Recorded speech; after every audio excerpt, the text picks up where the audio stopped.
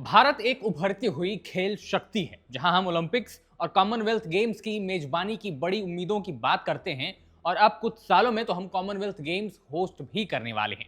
लेकिन क्या हमारा बुनियादी ढांचा और व्यवस्था इन बड़े सपनों के लिए तैयार है? हाल ही में बैडमिंटन, पैरा एथलेटिक्स और क्रिकेट जैसे खेलों में हुई घटनाएं हमें सोचने पर मजबूर करती हैं। आइए हम आज आपको जरा कॉमनवेल्थ होस्टिंग, बड़े खेलों के आयोजन के पीछे के एक दूसरे पहलू को दिखाते हैं, जिनको लेकर अगर सही वक्त पर सही फैसले सुधार करने के लिए नहीं लिए गए तो मामला गड़बड़ हो सकता है। क्या हम ऐसे मल्टीनेशनल टूर्नामेंट की मेजबानी के लिए तैयार हैं या तैयारी बाकी है? और खासकर जब कुछ देशों के साथ संबंधों में तनाव बढ़ गए हैं और वो खेलों से अलग बिल्कुल नहीं है। दिल्ली में अभी बैडमिंटन का इंडिया ओपन टूर्नामेंट चल रहा है, जिसमें देश दुनिया के बड़े खिलाड़ी हिस्सा ले रहे हैं। लेकिन इस टूर्नामेंट के पहले ही दिन एक डेनिश खिलाड़ी के बयान ने एक बड़ी डिबेट छेड़ दी है। डेनमार्क के खिलाड़ी मिया ब्लिचफेल्ट ने वेन्यू के हालात पर कड़ी आलोचना की। उन्होंने कहा कि कोर्ट के आसपास गंदगी है, पक्षियों की बीट है और वार्म अप एरिया अनहेल्दी और गंदा है। वैसे मिया ब्लिचफेल्ट ने पहली बार नहीं बोला है इंडिया ओपन को लेकर। पिछले साल 2025 में भी उन्होंने ऐसी ही शिकायत की थी जब वो इंडिया ओपन में हिस्सा ले रही थी। ब्लिचफेल्ट ने यहां तक कहा कि ऐसी स्थिति में खिलाड़ियों की सेहत को खतरा है और बैडमिंटन वर्ल्ड फेडरेशन यानी बीडब्ल्यूएफ को इसका ध्यान देना चाहिए, खासकर जब दिल्ली में ही इसी साल अगस्त में बैडमिंटन वर्ल्ड चैंपियनशिप भी होनी है। बैडमिंटन एसोसिएशन ऑफ इंडिया ने इसका जवाब भी दिया। बीएआई के महासचिव संजय मिश्रा ने कहा कि मिया ब्लिचफेल्ड के बयान को तोड़ मरोड़ कर देखा जा रहा है। उनका बयान टूर्नामेंट अरीना पर नहीं था, बल्कि केडी जाधव स्टेडियम को लेकर था, जो ट्रेनिंग अरीना था। उन्होंने कहा कि मेन अरीना अच्छी तरह साफ सुथरा, गंदगी मुक्त और कबूतर मुक्त रखा गया है। वार्म अप एरिया की शिकायत केडी जाधव स्टेडियम, जो ट्रेनिंग वेन्यू है, उससे जुड़ी थी, ना कि इंडिया ओपन के कोर्ट से। और कई खिलाड़ियों ने वेन्यू से संतुष्टि जताई है। अब इसके बाद एक और डेनिश खिलाड़ी एंडर्स एटोनसन, जो बैडमिंटन रैंकिंग में वर्ल्ड नंबर 3 हैं, उन्होंने इंडिया ओपन 2026 से नाम वापस ले लिया है। उन्होंने अपनी इंस्टाग्राम स्टोरी पर लिखा कि दिल्ली में एयर पॉल्यूशन की वजह से उन्होंने इंडिया ओपन में हिस्सा नहीं लिया और इसके लिए बीडब्ल्यूएफ ने उन्हें फाइन भी मारा है। यह तीसरा साल है जब वो इस टूर्नामेंट से अपना नाम बाहर ले चुके हैं और बीडब्ल्यूएफ ने उन्हें $5000 का जुर्माना लगाया है। एटोनसन ने उम्मीद जताई कि अगस्त में वर्ल्ड चैंपियनशिप के समय स्थिति बेहतर होगी। लेकिन बड़ा सवाल यह है कि अगर एक सुपर 50 लेवल का टूर्नामेंट ऐसी हालत में है तो क्या हम बड़े अंतर्राष्ट्रीय आयोजनों के लिए तैयार हैं? एक बार समझिए कि सुपर 50 होता क्या है। बीडब्ल्यूएफ वर्ल्ड टूर में अलग अलग लेवल्स होते हैं। खिलाड़ियों को रैंकिंग पॉइंट्स और प्राइज मनी के आधार पर तय होते हैं। बीडब्ल्यूएफ वर्ल्ड टूर में अलग अलग लेवल्स होते हैं, जैसे सुपर 1000 जो सबसे अपर लेवल है, और उसके बाद सुपर 750 होता है जो नंबर 2 पर है, और फिर सुपर 500 होता है। हर लेवल पर प्राइज मनी और कंपटीशन का लेवल भी अलग होता है और यहां पर अलग अलग खिलाड़ी कॉम्पीट करते हैं। अब जरा कहानी थोड़े महीने पहले ले चलते हैं, जहां पैरा एथलेटिक्स की मेजबानी भारत ने की थी। अक्टूबर 2025 में दिल्ली के जवाहरलाल नेहरू स्टेडियम में वर्ल्ड पैरा एथलेटिक्स चैंपियनशिप का आयोजन हुआ। यह भारत के लिए गर्व की बात थी, लेकिन एक घटना ने सब कुछ बदल दिया।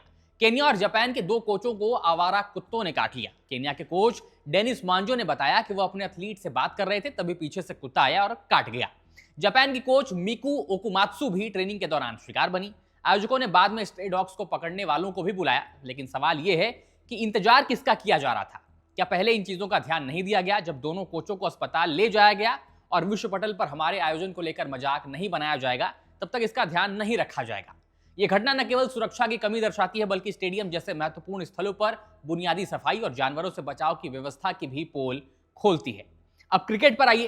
क्रिकेट की दुनिया में भी जहां राजनीतिक तनाव खेल को प्रभावित कर रहे हैं, 2026 T20 वर्ल्ड कप भारत और श्रीलंका में हो रहा है, लेकिन बांग्लादेश क्रिकेट बोर्ड ने भारत आने से इनकार कर दिया है। वजह क्या है? सुरक्षा चिंताएं। लेकिन यह बात हमें भूलनी नहीं चाहिए कि बांग्लादेश को भी सुरक्षा की चिंता तभी हुई जब मुस्तफिजुर रहमान को आईपीएल से बाहर किया गया। इससे पहले बांग्लादेश भी ठीक था। बांग्लादेश ने आईसीसी से अपने मैच श्रीलंका में शिफ्ट करने की मांग की, लेकिन आईसीसी ने साफ मना कर दिया। अब बांग्लादेश का मुद्दा उतना बड़ा भी नहीं है, ये तो खैर बस उनकी एक जिद है। लेकिन मामला अब सिर्फ क्रिकेट से जुड़ा नहीं रहेगा, ये अब राजनीतिक है, क्योंकि बांग्लादेश की सरकार तो चाहती यही है। मतलब अब अगर और कोई भी आयोजन भारत में होंगे तो वो यहां नहीं आएंगे, क्योंकि मामला तो अब पहुंच चुका है उस लेवल तक। अब T20 वर्ल्ड कप में एक और समस्या उभरी। पाकिस्तानी मूल के खिलाड़ी जो दूसरे देशों के लिए खेल रहे हैं। अमेरिका की टीम में अली खान, शायन जहांगीर, मोहम्मद मोहसिन और एहसान आदिल जैसे खिलाड़ी हैं। अब अली खान ने इंस्टाग्राम पर एक स्टोरी शेयर की, जिसमें उन्होंने लिखा, Indian visa denied but KFC for the win. मतलब इंडिया का वीजा तो नहीं मिला, लेकिन KFC से काम चल जाएगा।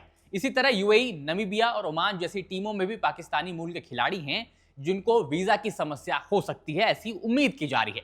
लेकिन अब यहाँ एक चीज समझना जरूरी है कि अगर किसी खिलाड़ी का संबंध पाकिस्तान से है तो चेक्स ज्यादा होते हैं और उससे गुजरना पड़ता है, लेकिन ऐसा नहीं है कि वीजा नहीं मिलता। 2023 में ओडीआई वर्ल्ड कप के दौरान भी कुछ ऐसी ही समस्याएं आई थी। इंग्लैंड के कुछ खिलाड़ियों के साथ भी कुछ ऐसी ही समस्या आई थी, खास तौर से रेहान अहमद के साथ, लेकिन सभी खिलाड़ियों को वीजा मिला था। तो थोड़ी देर जरूर, क्योंकि पाकिस्तान का जैसा ट्रैक रिकॉर्ड है उससे थोड़ा बचना होता जरूर है।